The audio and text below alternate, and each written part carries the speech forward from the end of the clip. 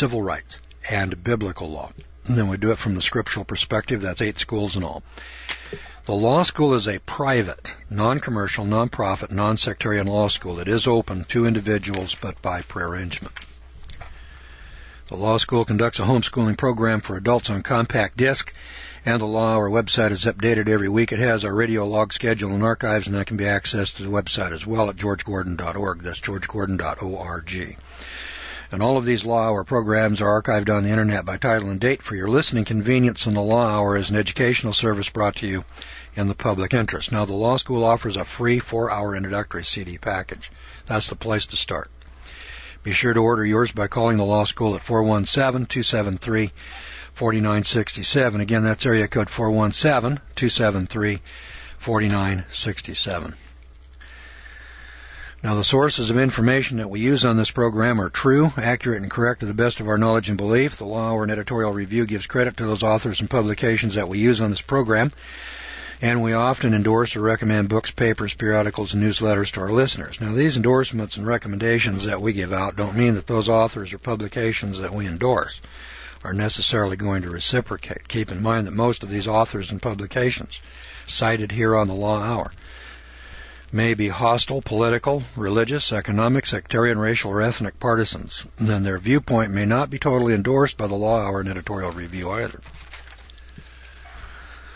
Now, these opinions, beliefs, comments, views, and expressions that you hear on this program are mine. They're mine alone. They don't necessarily represent the views, the beliefs, or the opinions of the advertisers, the sponsors, the management, or the staff of this radio network or of this local radio station. So if you'd like more information about the Law Hour and Editorial Review, please go to our website at georgegordon.org. That's georgegordon.org, or you can call us direct at 417-273-4967. All right, we're back now to doing business.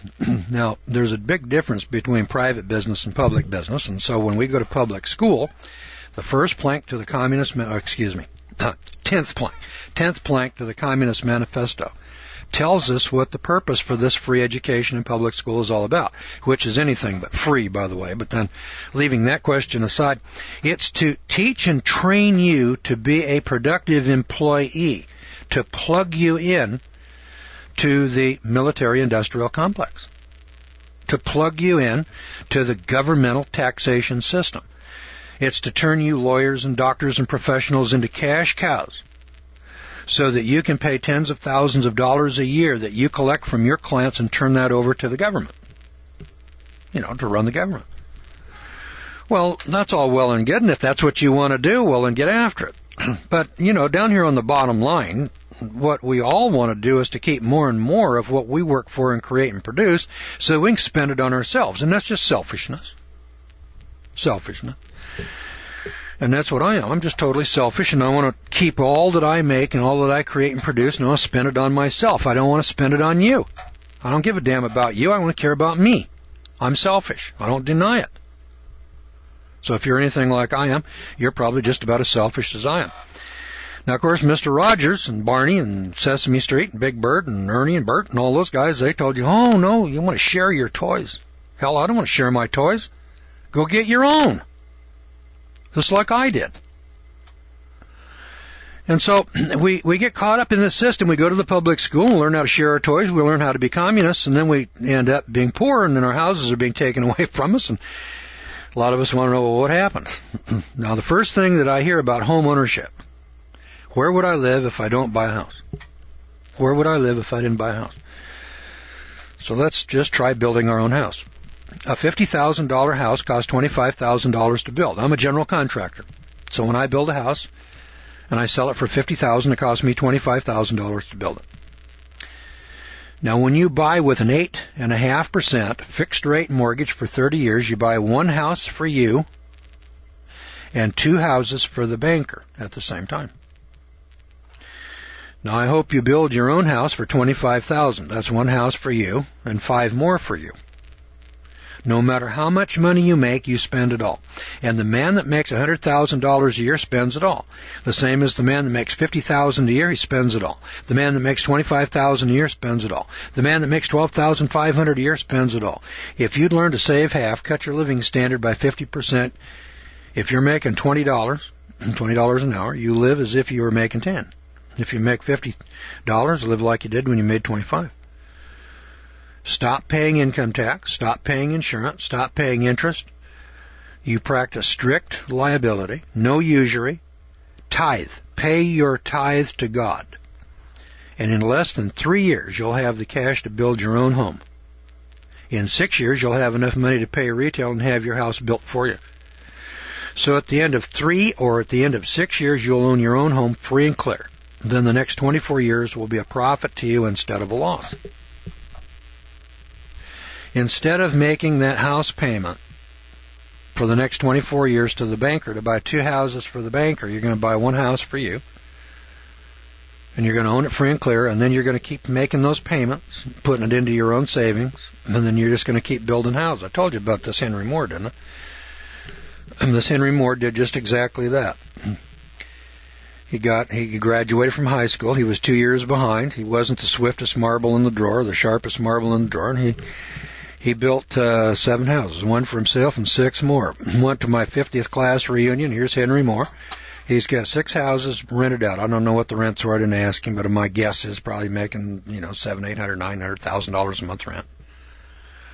I'll bet you that Henry Moore doesn't give a damn if gasoline is $5 a gallon or $7 a gallon. What does he carry? Making $6,000 a month off the rental units. He can afford to buy gas. It's the guy that don't have the $6 a gallon. See, when the price of gas went from 30 cents to 60 cents, okay. Went from 60 cents to $1.20, okay. Went from $1.20 to $2.40, okay. So now it went from $2.40 to $4.80. That's okay too. As long as your income keeps up with it, what do you care? It's when your income don't keep up, that's when you care. Now listen, you people are out here buying these houses and flipping them and just making all this profit, There's no money for you people who buy these houses long term. Now there is money for the guy that buys it for $50,000, pays $25,000, fixes it up, then sells it for $125,000 in about 90 days. There's money for him to be made. That guy's making money. When you buy a house, and then you live in that house. Now you're working for Greyhound, and you're a bus driver, or you're working for some outfit, and you're making wages over here, and you buy a house, and you make your payments for 30 years. You're losing money. You're losing your hiney, and you don't understand that because nobody ever taught you how to count. So now pay attention. I'm going to show you how to count. Now, if you want to learn how to make money, I got a business school over here from a high school dropout. I'll show you how to make money. I don't know anything about business administration. I can't help you there. I can't help you with buying stocks and bonds and how to sharp people out of their money. I don't know how to do that. I know how to practice the 10 Commandments. I know how to build a house in 36 months and own it. But I don't know how to get an ABS loan from the bank, or how to refinance that mortgage and save two basis points or something like that. Now that you're just wasting your time on. You need to go to the university for that. If you want to learn how to make money now, you can't beat the Gordon Law School. We got this thing down pat. Now, if you're opposed to the 10 Commandments, you don't want to come to this school. I mean, if you're a hardcore dedicated communist, stay the hell away from here. You're not going to learn anything here. Wasting your time, wasting your money, and me too. It's like trying to teach a pig to sing. Waste your time and annoys the pig.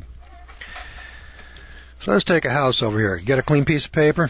Get a clean piece of paper out here, kids. I'm going to run you through this scenario over and see if I can show you how over the air. A little harder to do here. I like to do it on the board up behind me here so that I can show you how this comes out. But just listen to this. Let's say you're going to buy a house in 1955. Purchasing price is $50,000. Write down $50,000 purchase price. The year is 1955. That's number 2. Purchase price number 1, $50,000. Number 2, year's 1955. Interest rate 6%. And would you buy a house for 6% interest? Down payment, $5,000, 10% down. Just a very conventional deal, 10% down.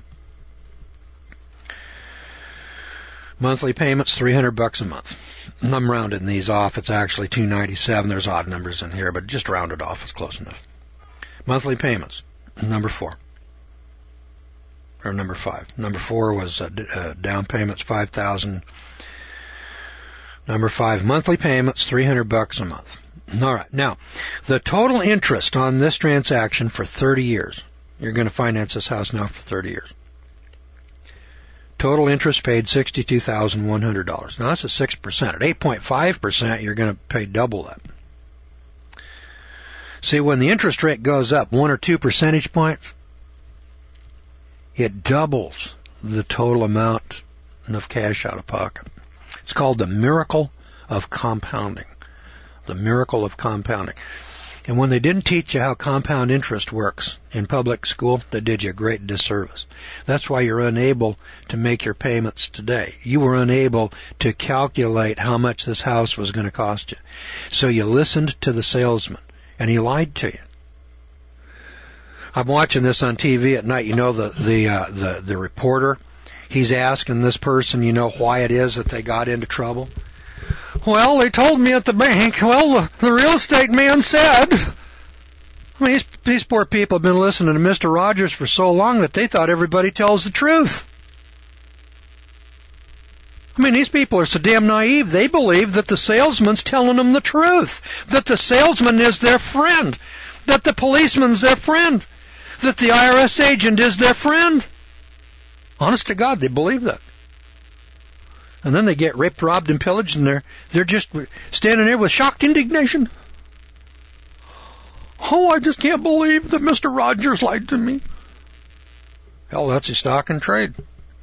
He was a lying deceiver. That's what the Bible tells you about Satan. He's a lying deceiver. Boys and girls, a fraud has to look like the original. A counterfeit has to look as good as the original, maybe a little better than. Otherwise, how would you pass it off? You can't pass monopoly money off because it's obviously no good. Doesn't even look good. But, you know, if you got a good $100 bill, you know, it's got to look as good as the original. The amount that you're financing is $45,000. That's number 7. Total interest, number 6. Total interest, $62,100. The amount financed, $45,000. So you're going to finance $45,000. You're going to pay $62,000 interest. All right, now the principal payments per month are $125 a month. That's what's going to reduce the debt. And your average monthly payments are $297 a month. And so you're paying $175 in interest and $125 in principal. Number 10, taxes per month are $50. Number 11, your upkeep per month is $50. Number 12, your insurance per month is $50. So your taxes, upkeep, and insurance, $50 each. Brokerage fee, $15,000. Excuse me. Brokerage fee. 5% of $50,000, $2,500. Points, mortgage, insurance, title search, and closing costs, $5,000. Total cost for 30 years, $186,100. Oh, excuse me, I had that wrong. Back up. Brokerage, number 13, brokerage, $15,000. I was right the first time, $15,000. Because we're going to sell this house after 30 years, and the brokerage gets paid going in, going out. So for 30 years, your total cost is $186,100. Now, wait a minute. You're walking into the real estate store, say, and you're going to buy this house. And then the guy says, well, let's jump in the car, and he takes you out, and he shows you this house, and he asks you what your price range is, and you say, I'm looking for about a $50,000 house. He shows you 4 or 5 houses. Pretty soon, you and Maggie select a house, and you agree to pay $5,000 cash down. You've been saving your money and got your piggy bank there, and so you're going to finance $45,000, 6% interest, going to do it for 30 years, and so from 55 to 85, you make all your payments. Then you turn around and you sell your house in 1985. Well, how much money would you expect to make after 30 years? And the answer is 5 times. 5 times. So you sell your house for $250,000. Now, you know, you bought it for $50, sold it for $250. Oh, God, I made a $200,000 profit.